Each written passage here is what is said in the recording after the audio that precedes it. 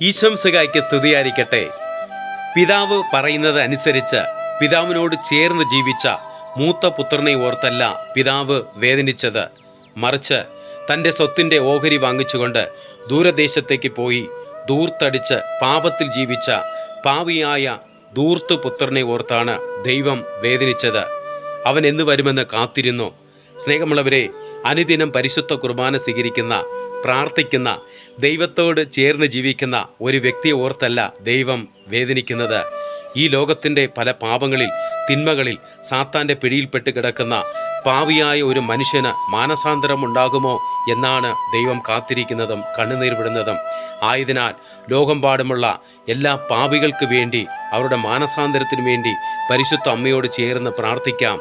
നന്മ നിറഞ്ഞ മറിയമേ സ്വസ്തി, കർത്താവ് അങ്ങയോട് കൂടെ, സ്ത്രീകളിൽ അങ്ങ് അനുഗ്രഹിക്കപ്പെട്ടവളാകുന്നു, അങ്ങയുടെ ഉദരത്തിൻ ഫലമായി ഈശോ അനുഗ്രഹിക്കപ്പെട്ടവനാകുന്നു. പരിശുദ്ധ മറിയമേ തമ്പുരാൻ്റെ അമ്മേ, പാപികളായ ഞങ്ങൾക്ക് വേണ്ടി ഇപ്പോഴും ഞങ്ങളുടെ മരണസമയത്തും തമ്പുരാനോട് അപേക്ഷിക്കണമേ. ആമേൻ.